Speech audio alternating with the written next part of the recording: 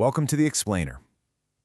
Today, we're taking a really fascinating look at the internal psychology and honestly the theology of guilt. Specifically, we're going to look at how it quietly kills our peace and joy. We're drawing directly from some incredibly insightful source material today that maps out the toxic lies guilt tells us, and more importantly, how to actually counteract them. Let's get right into it. Listen to this quote from our source material today because it hits incredibly hard. It asks, have you ever gotten off your knees after praying, confessed your mistakes to God, but as soon as you stood up, that heavy weight in your chest didn't move an inch? Man, that perfectly establishes the core problem we're unpacking in this explainer. Guilt isn't just an uncomfortable feeling, right?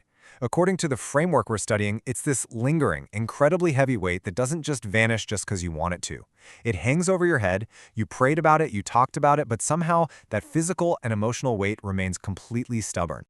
Okay, let's dive into this. The source for today's scriptural deep dive is a channel called Biblical Mindset. They really focus on renewing the mind through biblical truth, and they've put together this comprehensive framework detailing 7 specific lies that guilt tells you. Now, for the sake of efficiency and really focused learning, we're going to do a highly targeted deep dive into 2 of the absolute most paralyzing lies from their list, lie number 5 and lie number 6. These 2 specifically deal with the psychology of self-sabotage and isolation. Honestly, understanding them is absolutely crucial to grasping the source's broader message about what true forgiveness actually looks like. So, moving directly into the first major myth we're analyzing today. The source text identifies this as lie number 5, you must punish yourself. You know this lie, right? It's that deeply ingrained feeling that you have to somehow suffer before you're quote-unquote allowed to feel okay again. The source material points out that when we feel guilty, our immediate reaction is almost always this self-imposed penance. We withhold joy, we withhold rest, or even just basic kindness to ourselves. And why do we do this?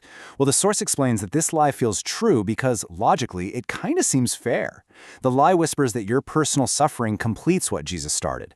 But contrast that with the theological truth presented here, drawn straight from Romans 8:1. It states categorically that there is now no condemnation for those who are in Christ Jesus. And that means literally 0 condemnation, not even the self-imposed kind.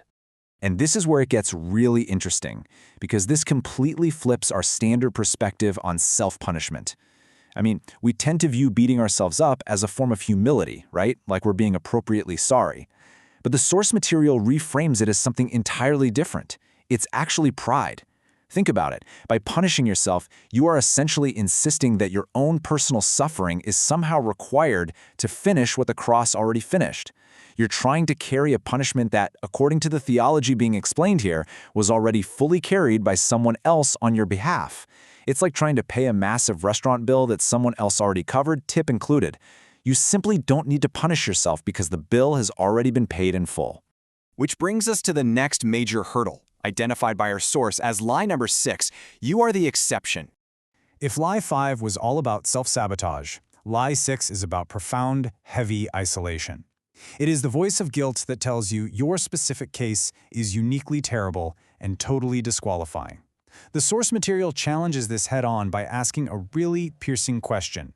Are you the one exception to a promise made without exceptions? Guilt thrives on making you feel uniquely bad. It convinces you that your mess is the one mess that's just too big to clean up. But to understand the true scope of the grace being described in our sources, we have to look at the ultimate historical case study provided in the text. And this brilliantly illustrates exactly what the source is talking about. Let's look at this case study based on 1 Timothy 1:15. We're looking at the Apostle Paul. Now, before he was Paul, he was Saul. And let's just check his resume for a second. He was a literal murderer of early Christians. He hunted them down. By his own admission in the text, he calls himself the worst of sinners. And yet, what was the result? He was fully forgiven. The fundamental argument our source makes here is simple, but it is incredibly profound. If grace was vast enough to cover Paul's extreme resume, it absolutely, without a shadow of a doubt, covers yours. The absolute crucial point here is this. God's promise says whoever. There are no asterisks. There's no fine print at the bottom of the page. The script explicitly tells the viewer to stop reading themselves out of a promise that God never wrote an exception into. The text says whoever, and that includes you. It's a universal invitation. The guilt that tells you that you are somehow excluded from that whoever, well, based on the theology presented here, it is simply lying to you. So how do we fix it? That brings us to our final section, replacing guilt with gratitude. Look, knowing you're forgiven intellectually is one thing, but actually living it, that is another entirely. Thankfully, the source script provides an exact methodology to help you stop endlessly rehearsing your guilt. Here is their 4-step action plan. Step 1. Confess it specifically, but only once. Do it honestly, out loud, or in writing, and name exactly what happened. Okay, step 2. Receive the forgiveness verbally. You need to actually say out loud, "I am forgiven." Let your own ears hear your own voice speaking the truth. Now, step 3 is vital. When the guilt resurfaces later, and let's be real, it definitely will, don't reconfess that same sin. Remind yourself it was already covered. As the source says, confession was the door out, not a room to live in. And finally, step 4, replace the guilt ritual with a gratitude ritual. Whenever that memory comes creeping back, use it as a trigger to thank God for the cross instead of endlessly replaying the sin. Old guilt habits are super strong, but the source notes they weaken every single time you choose to practice truth over repetition. As we wrap up this explainer, I want to leave you with a really provocative thought drawn straight from the conclusion of our source script.